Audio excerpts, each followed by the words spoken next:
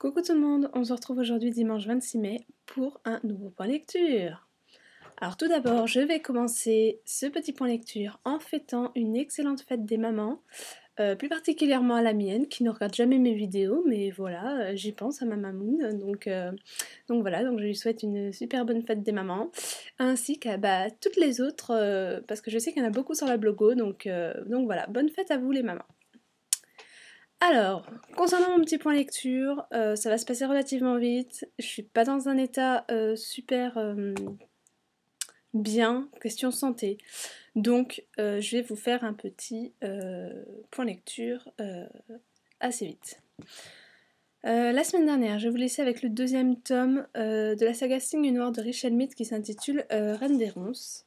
Donc voici la couverture.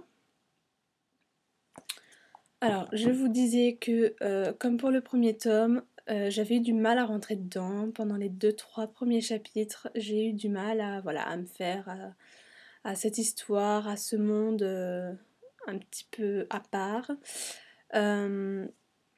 Néanmoins, au moment de la vidéo, j'étais déjà dedans, voilà, parce qu'à partir du 5e, 6e chapitre, j'étais vraiment dedans.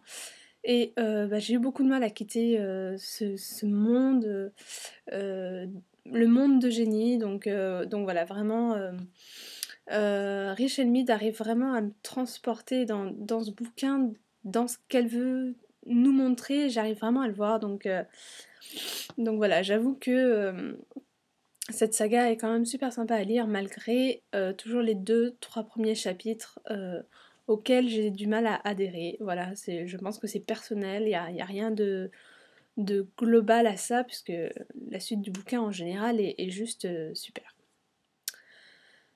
Ensuite j'ai lu le premier tome des chroniques de Michaela Lane qui s'intitule Fièvre noire de Karen Marie Mooning. Hop, voilà. Alors, il y en a des choses à dire sur ce livre, je ne vais pas m'étaler, mais il y a pas mal de choses à dire. Tout d'abord l'histoire. Donc, l'histoire, on fait la rencontre de Michaela, donc dite Mac, qui est quand même beaucoup plus simple. Voilà, qui est en vacances, entre guillemets, ses parents sont absents, sa sœur est à Dublin pour ses études. Donc voilà, Mac, tranquille, en train de bronzer sur la plage, reçoit un coup de fil alors qu'elle est seule chez elle et apprend le décès de sa sœur. Donc déjà, dès les premières pages, on est déjà dans l'histoire. Suite à ce coup de fil, forcément, pour elle c'est déprime, tous les sentiments que je qualifierais comme normaux après le décès d'une personne très proche. Elle décide en fait d'aller à Dublin au bout de 2 semaines pour pouvoir trouver le meurtrier de sa sœur. Et aussi de faire un petit peu de lumière sur cette mort on ne peut plus bizarre, assez inexplicable. Donc voilà, elle décide d'aller à Dublin et de faire sa propre enquête. À partir de là, il y a eu énormément de blabla. Mais alors, énormément d'explications. Beaucoup trop pour moi, parce que j'ai eu du mal à tout comprendre. Ce bouquin, c'est une sorte de journal intime. En fait, elle nous dit au tout début, il y a un an, il s'est passé ça. Donc en fait, elle raconte ce qui s'est passé un an plus tôt, et il y a eu énormément de blabla, et je me suis beaucoup perdue au début, parce que beaucoup d'explications, trop d'explications, et j'ai eu du mal à tout comprendre, à tout assimiler, à vraiment tout retenir en plus, parce que bon, il y en a quand même vraiment pas mal. Donc c'est vrai que voilà, j'ai eu quand même beaucoup de mal à me mettre dedans. J'ai envie de vous dire trop d'explications tue les explications.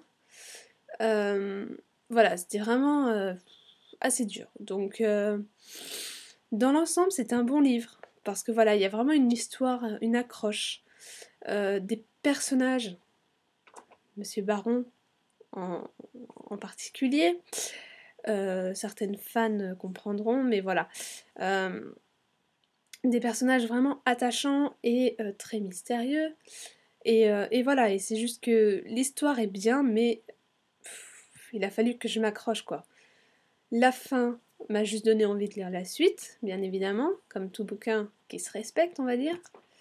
Mais voilà, vraiment, j'ai vraiment dû m'accrocher, et au début c'était vraiment très très dur de m'accrocher, quoi. Donc j'ai pas lâché, et je suis contente parce que voilà, c'est juste que il a fallu que je m'accroche. Next, qu'est-ce que j'ai lu? J'ai lu en une journée, donc c'était jeudi. J'ai lu Demain de Guillaume Musso. Musso. L'année dernière, j'ai lu 7 ans après. Et j'avais été déçue par l'histoire. J'avais trouvé cette histoire à part de toutes les autres. Et j'avais pas du tout adhéré à l'histoire de cette famille de 4 personnes. Voilà, j'avais pas du tout adhéré à ça. Le style d'écriture était totalement différent de ce qu'il avait pu faire par le passé. Et voilà, et j'avais pas du tout adhéré. Donc l'année dernière, grosse déception. Donc cette année, j'ai ouvert Demain avec un petit peu d'appréhension en me disant que si c'était le même genre que 7 ans après, ça n'allait encore pas passer, et j'affectionne trop Musso pour avoir des déceptions. Voilà, donc j'appréhendais un peu le truc. Néanmoins, bonne surprise. Dans ce bouquin, on rencontre deux personnages qui ont rendez-vous le même jour, qui ont rendez-vous ensemble, donc le même jour à la même heure. Vous allez me dire c'est logique puisqu'ils ont rendez-vous ensemble. Ils arrivent au restaurant et ne se voient pas, mais ne se croisent jamais. Donc forcément, à partir de là, grosse embrouille. Pourquoi? Qu'est-ce qui se passe? Quel est le problème? Plein de questions arrivent. On avance dans la lecture, on a des réponses. Pas assez à mon goût. Je suis restée avec plein de questions en tête. Donc un petit peu déçue de ce côté-là. Mais l'histoire est juste super bien tournée. Voilà, j'ai vraiment adoré. J'ai vraiment adhéré à cette histoire de deux personnages, Matthew et je ne sais plus comment elle s'appelle, Emma? Non, je sais plus, j'ai un trou de mémoire. Voilà, vraiment les deux personnages qui ne se croisent pas alors qu'ils sont au même endroit à la même heure. Bon, c'est un petit peu bizarre, donc voilà, j'ai vraiment adoré. Il y a pas mal d'action dans ce bouquin, donc voilà, donc c'est super sympa à lire. Voilà, néanmoins, je reste avec des questions auxquelles j'ai eu un manque de réponse, en fait. Il y a des réponses, mais ça ne me satisfait pas totalement. Voilà, j'ai encore des attentes suite à ces questions, donc voilà, c'est juste petit hic là-dessus, manque de réponse pour moi. Donc, mais dans l'ensemble, c'est un livre quand même que je conseille aux fans de Musso, parce que voilà, on retrouve bien le style de Musso, donc plutôt ravie. Hier soir, j'ai terminé le 3e tome des Vampires de Chicago de Chloé Neal, qui s'intitule Mordre n'est pas joué. Alors, les Vampires de Chicago est passé depuis ce tome-là dans le top 3 de mes sagas. C'est juste une tuerie. Voilà, c'est... Pour moi, il n'y a rien à dire. Voilà, j'ai attribué la note de 9,5 sur 10. Je n'ai strictement rien à dire sur ce bouquin, à part qu'il est juste. Pas parfait, parce qu'il y a toujours des petites imperfections, mais il est juste nickel. Voilà, c'est un coup de cœur. Encore un coup de cœur livresque, voilà. Je crois que cette année, il va y en avoir pas mal des coups de cœur. Mais voilà, les Vampires de Chicago, les personnages, Merritt et Ethan. Il n'y a rien à dire, hein, j'ai envie de vous dire, je suis aux anges. Mallory, sa copine, la meilleure amie de Merritt, on la voit un petit peu moins dans ce tome-là, mais voilà, elle est toujours là, toujours à part. On apprend un peu plus à connaître Lindsay, donc la meilleure amie vampire de Mérite, alors que Mallory est une humaine sorcière, donc référez-vous au premier tome. Donc voilà, vraiment, on apprend encore plus de choses sur les personnages, donc ce qui fait que je me suis encore plus attachée à eux. On apprend à en connaître d'autres. Voilà, je pense en particulier à Luke, Lindsay. On les connaît pas tant que ça, mais voilà, on les voit un peu plus, donc on s'attache un petit peu plus à eux.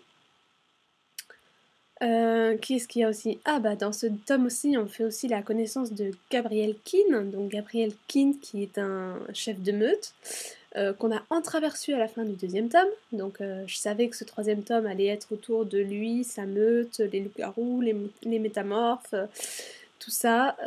J'ai juste kiffé. Enfin moi je suis fan de métamorphes, loups-garous, ce que vous voulez. Donc je suis complètement fan de ce bouquin. Non voilà, c'est juste... rien à dire sur ce super bouquin. Alors ensuite, qu'est-ce que je vais lire? Bah je vous avouerai que je sais pas trop. J'ai envie de lire, faut pas chercher, j'ai envie de lire, si je retrouve là, Le Cirque des Rêves d'Erin Morgenstern. Voilà. J'ai très envie de lire ça. Ce mois-ci, pour mon challenge 1 mois 1000 pages, j'avais en premier objectif 4000 pages que j'ai atteint la semaine dernière. En deuxième objectif, j'avais 5000 pages que j'ai atteint cette semaine. Je suis à 5500 et des poussières. Donc autant vous dire que question objectif, tout est réussi, tant mieux. Donc voilà, donc j'ai envie de lire autre chose. Je crois que celui-là fait partie du Big Challenge de Livre Addict. Donc en plus, ça me fera un livre de plus dans ce challenge-là. Donc c'est pas... Enfin, c'est toujours bien de le lire. Voilà, c'est juste que voilà, je sais pas pourquoi j'ai envie de lire cette histoire sur le cirque des rêves. Donc en plus j'en ai lu beaucoup de bonnes chroniques, donc voilà, j'ai juste envie d'en savoir plus. Ah si, à savoir aussi que ce mois-ci, j'ai terminé le challenge Petit Bac du blog d'Ena. Donc je l'ai terminé, donc je suis juste ravie qu'au bout de 5 mois, j'ai quand même réussi à lire 10 livres pour un challenge. Et j'ai réussi... Enfin, depuis 5 mois, en fait, j'ai pas mal avancé dans mes challenges, donc je suis juste ravie de tout ça. Et puis le fait d'en avoir terminé un, c'est juste un petit point en moins, parce que voilà, ça va me laisser plus de temps pour lire ce que je vais à côté. Voilà. Donc bah, c'est fini pour cette semaine, je vous fais des bisous, je vous dis à la semaine prochaine, et je vous souhaite une bonne semaine livresque. Bye bye.